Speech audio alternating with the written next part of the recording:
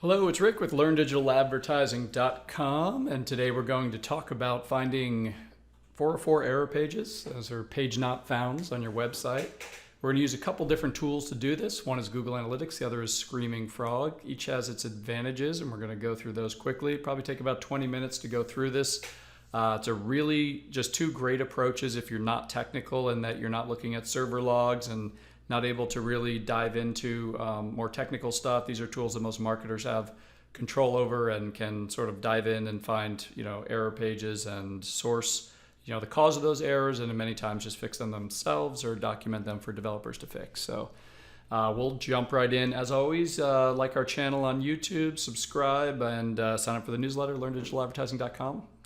There's the plug. Let's jump right in. So the 404 page, this is an example 404 page on a WordPress site. This is the Learn Digital Advertising website. What basically this is, this will come up anytime that user tries to access a page which does not exist on your site, and the design of it always looks different depending on your theme and what you've done with it. But what's always in common is that the page does not exist. And the reason we want to fix this and identify the source of these are, first of all, we don't want our users finding these. It's a bad experience. Second of all, sometimes there's inbound links or ads that we're running that may link to pages that are broken. We obviously would like to fix those as well, or fix the ads.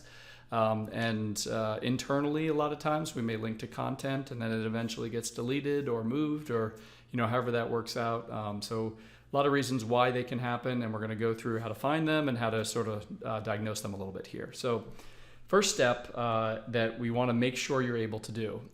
The key to using Google Analytics to find 404 pages is understanding how your website works and how your website renders them. So what you're looking at now, LearnDigitalAdvertising.com, we just threw in a bunch of letters after the domain just to make sure that the page doesn't exist. And a couple things we're looking for. One is that the 404 did fire. So you can see here we have an error 404 page. That's nice. Two is the title tag, all the way up here on the tab on Chrome, looks similar on Firefox. You just hover over it, and this is a key piece, is you want to look at how that title renders. Most WordPress sites are going to just say page not found there, or they're going to say 404 there. You're going to have to pay attention to that because we're going to use that to filter in Google Analytics in just a second here. So on this site, I'm just making a mental note that my page not found, my 404 page, actually says page not found. So that's what I will use as my filter. So first step, Google Analytics. We're going to do this two ways. We're going to use the standard report in Google Analytics, which is okay. And then we created two custom reports, which we'll put at the bottom of the video, also from our blog post. Now these custom reports, when you're using them with Google Analytics, you're pretty much just going to take our URL, sign into your analytics account, and then just paste our URL in the browser bar, hit enter. And it's going to then walk you through step by step how to add this to your profile. It's actually just one step. You choose your profile, hit enter, and now you own that report. That report does not give you access to our data. It just works with your data. It's just sort of a template that you're bringing over there if you haven't used those before. All right, so let's take a look now. In Google Analytics, what we're going to do first, just do a little window resizing here.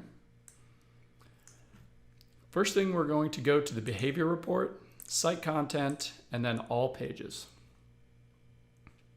Now this gives us stats on obviously all of our pages. You get the number of page views, that sort of thing. What I want to do with this is manipulate a little bit to only show pages that fire 404s. So I'm going to toggle over the primary dimension from page, which is the URL, to page title. And now what I want to do is filter to just show those that say page not found. So in Google Analytics, you have a little filter box here. I would type in page not found. Now, if your site was one that instead of saying page not found in the title of every 404 just said 404, which is pretty common too, you would just replace this with 404. And you'll see in a second, once you search, you should see some data. And now you can see the only page title that appears says page not found, Learn Digital Advertising, and that is exactly what our 404 page title is. So now what I need to do is filter my data by this, so I'm just going to drill into it.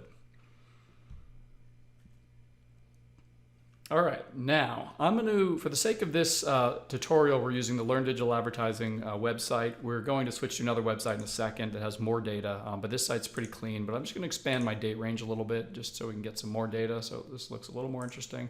Might go back a little further actually. So we keep it fairly clean here. And now what you're going to see in the table, again, we filtered for all page titles with page not found in them. And now you're going to see all the pages and basically the number of times that they fired as a 404. Again, we're looking at very little data here. We're going to look at one that's got, in the hundreds. It's a lot more interesting, but this is a good, I think, example to start with. So what you see here, each of these pages, what Google Analytics is telling you is based on this date range, these pages fired 404s at that time. So if I were to click to any of these and I can just expand them this way, what you'll see is 404, and each one that I did would basically produce the same thing. Now, something to keep in mind, if you have a date range selected that's very recent, this is a very good, clean report because that means that the 404 recently fired. If you've relaunched a website and maybe your date range expands past, the current time period, that's going to be a little more problematic because you're going to see a lot of old data where maybe a page used to exist or used to be linked to and now it's not anymore. So if you can and you have enough data, just do this for recent time, a week or a couple weeks or even the past month. If you go back several years, you're just going to see a lot of noise. So since we know that each of these are basically firing 404s, that's nice to know, and we can really gauge just with this chart on top the daily volume of errors on our website. But really what we want to know is why they're happening, where they're coming from. That's diagnosing them so that we can fix them. So what we're going to do is add a secondary dimension to this report, and it's going to be for the previous page path as our first example. So what this is going to show us for each of these is where was the user previously before they hit this page, which typically means that's what caused the problem. So in some cases, you're going to see entrance here. Now, again, our customer reports, they work a little better than this because of the whole entrance issue. But the ones we want to focus on are going to be those that have a previous page path that are actually on our website. So let's look at this third one down here. It's a page called Tools/App Connectors/Dropbox. And what Google's telling us is this is fired a couple times in the past couple months. And the previous page path tells us where the users were before they got here. So this is the page that has the link that's bad, and this is the link that is broken. So if I open up this page, which I will do right now, what I'm going to want to do is look for that link. And again, that link was, I forget actually, Dropbox. It's a link to Dropbox. So I'm just going to look, and just from a logical standpoint, I'm going to look for Dropbox. Here's Dropbox right here on this page, and I have a little read more link here. And when I click it, let's see, I should get an error. I do. So now I know where my broken link is. So all I would have to do if I have access to WordPress is edit this page and update the read more link to point to the actual Dropbox page. And basically, it's a process of rinsing and repeating for each of these. So you'd want to basically go to each of the pages that have a previous page path and update your links that way. So that's a really easy process, and most even marketers, without web development experience can go in and edit a page, and that's going to fix a lot of those issues. Now the challenge, really, the bigger challenge is the entrances. And what the entrances basically mean is Google Analytics doesn't know where they were before in terms of I should rephrase that. Google Analytics says that they weren't on your website before they accessed that. So that means something external is causing that 404 to find. Most common is you have an ad pointing to an old landing page. You have an organic listing maybe for content that doesn't exist anymore. You have an old email that's out there that's linking to something that no longer exists.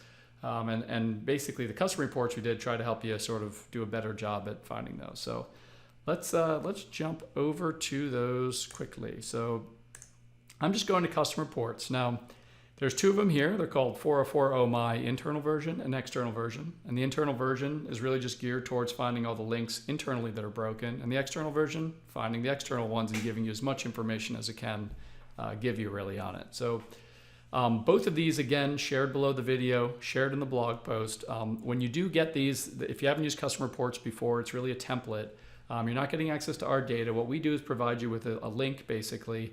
You log into Google Analytics, paste the link up in your browser bar up here, hit enter, and then Google Analytics will actually walk you through. It's like one step, basically, where you add the template to your account. Now, that doesn't give you access to our data, doesn't give us access to your data, just gives you access to a template to make life easy to find these.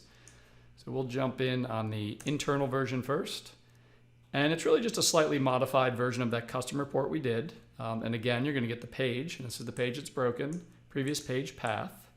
And this is filtered to only show pages that have internal broken links. So this makes it really easy. This is your hit list, right? I've got 7 pages right now I need to update. That's it, and I'm done. And my 404s are fixed internally at least. And again, you get this page that's broken, page that's pointing to it, and how often it's firing. So I really just use this to like prioritize. If I've got one that's firing 500 times, I'm going to fix that one as quickly as possible. Or if I have to give developers a list of things to fix, I'm going to just prioritize based on how often it's happening, just to fix the biggest part of the problem as quickly as possible. Now let's jump over to the external version. It's actually very similar. And in this case, we have filtered to show only those pages that are not being sort of caused by internal issues. Now you can see again the page here that's broken, and then you get a source medium to figure out where it's coming from. I'll tell you how we approach these. When I see Google organic, Bing organic, anything like that, that basically is going to mean that a page at one time was indexed and ranked within Google. People are probably still clicking that link, and as a result, you're basically losing traffic. In time, Google will drop that listing. If you're in SEO, you realize that when Google realizes that the page is broken, it's going to be out of the index. So what you need to do really with these is either, if you move the page or deleted it or anything, it's either add it back or, place a redirect on all of these. So any of these organic ones, you really want to, and what I more think of is like, if there's like hundreds of pages here, why are there hundreds of pages here? What did we break? Or, actually in this particular case, we actually deleted our glossary for no good reason. We had some other stuff that was broken as well, but you really just want to look at each of these, try to figure out why the page doesn't exist anymore, and either write a redirect or add a page back, do whatever you can, try to recover that traffic. So that's going to be helpful in finding some of the external ones. I think with Google Analytics, that's about the extent that we know how to use it to try to find some of these broken links. I want to jump now into Screaming Frog. This tool is not free. We're not promoting it on behalf of them or anything. It's just a tool that we use a lot to scrape and that we really like. If you haven't used it before, I'm just going to keep this very high level, but what Screaming Frog does in short is, let me just do a little resizing here. What Screaming Frog does in short is scrapes your site. It looks for lots of stuff. One of the things it looks for is broken links internally. So I feel that Google Analytics never finds all the problems. Google Analytics is only going to find the problems where users have actually clicked on a link to try to find a page. There will be sort of deep corners of your website that no users ever get to and never click links, therefore you don't know they're broken. That's what Screaming Frog is for. It's a scraping tool. It will try to crawl as best it can every single URL on your website to try to uncover some of those other pages. It also misses stuff. That's why we use both. And we often find situations where Screaming Frog found something that Analytics did not, and vice versa. So let's just do a quick crawl here. In Screaming Frog, we really just put our domain name in, and depending on the size of the site, it could take 30 seconds. It could take a while, hours, depending on the size of the site, to crawl. Again, lots of reports here, but we're going to zero in on the response code report. And in this, we have all sorts of filters we can look at, but what I want to focus on are client error 404 pages. So in real time right now, Screaming Frog is scraping our site, and it's going to bring back every single URL that is problematic, meaning that's broken. And you can see here, I have just 4. It's almost done crawling. That may be all we end up with.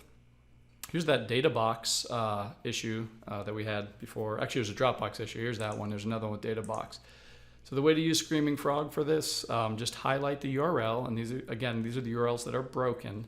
And down below here, you have some different tabs. And you're just going to click In Links. And In Links shows you all of the pages which link to the broken page. So here's your hit list of things to fix. If you want to fix this link that's no longer here, you have 2 choices. One, put the page back where it was, or redirect it, but you really should fix these links anyways. But once if you don't decide to do that, then what you can do is just go to each of these different pages that are linking to it, look for the broken link, and link it to the right place, basically. As I change to each of these, you'll see here's the Dropbox link that was broken that we looked at a real example of. Looks like that is linked to from a few different pages. So I want to figure out, obviously, I want to get all those updated.